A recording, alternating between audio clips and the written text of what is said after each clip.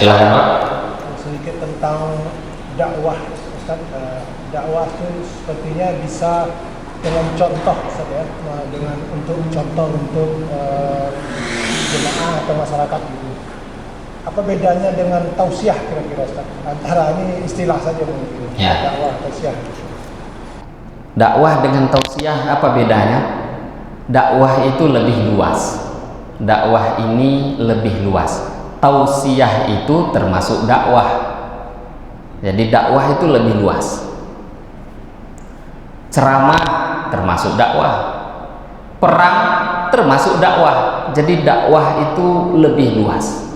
Lah kalau tausiah ini lebih lingkupnya kecil. Taklim lingkupnya lebih kecil. Jadi kalau ada satu orang ustadz atau guru di pesantren, di masjid ngajar, lah ini namanya tausiah, ceramah atau taklim.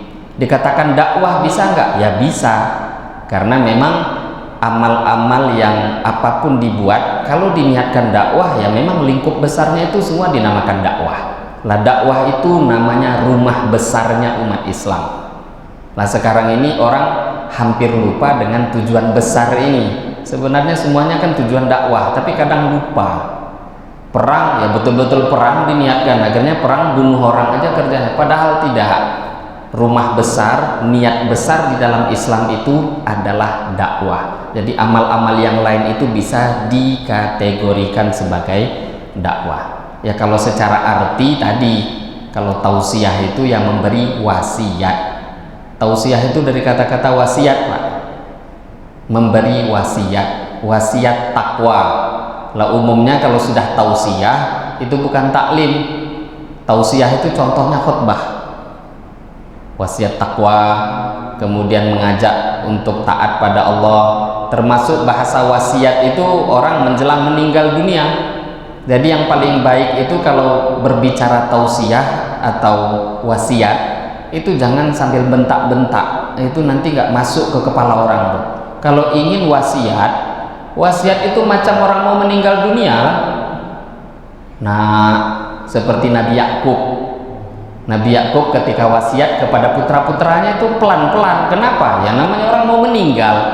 Nah, nanti kalau saya meninggal dunia, saya wasiatkan pada engkau untuk jangan mensekutukan Allah dengan apapun. Taat pada Allah, amalkan agama, bicara pelan-pelan, itu namanya tausiah.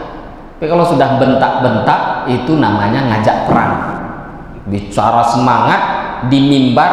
Nabi memang dalam satu riwayat diterangkan itu kalau sudah naik mimbar itu akan keluar urat lehernya, memerah. Iya, itu namanya khutbah untuk perang. Zaman Nabi itu mimbar, Bapak Ibu, itu bukan cuma untuk Jumat. Dan jangan kita pahami mimbar Nabi seperti yang kita ada sekarang ini, enggak. Mimbar Nabi itu cuma tangga, 3 tangga. 5 waktu Nabi beri nasihat, naik mimbar. Mau ayo sekarang jihad, itu pun naik mimbar. Jadi kalau Nabi khutbah ya tengok-tengoklah. Jangan khutbah perang dipakai untuk khutbah Jumat, itu enggak pas. Khutbah Jumat itu wasiat takwa. Lah kalau sudah wasiat nggak baik itu sambil teriak-teriak. Yang datang ke masjid maunya dapat nasihat, mendengarkan khotibnya teriak-teriak jadi sakit kepala dia. Apalah nih kok datang-datang jadi khotib marah-marah, jadi khotib marah-marah pula. Khutbah itu tausiah.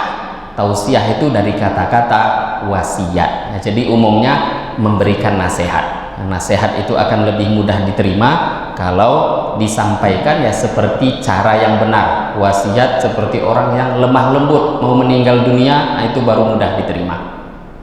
Dakwah itu rumah besarnya. Jadi semua amal agama bisa dikategorikan sebagai dakwah. Semoga bisa memberikan jawaban.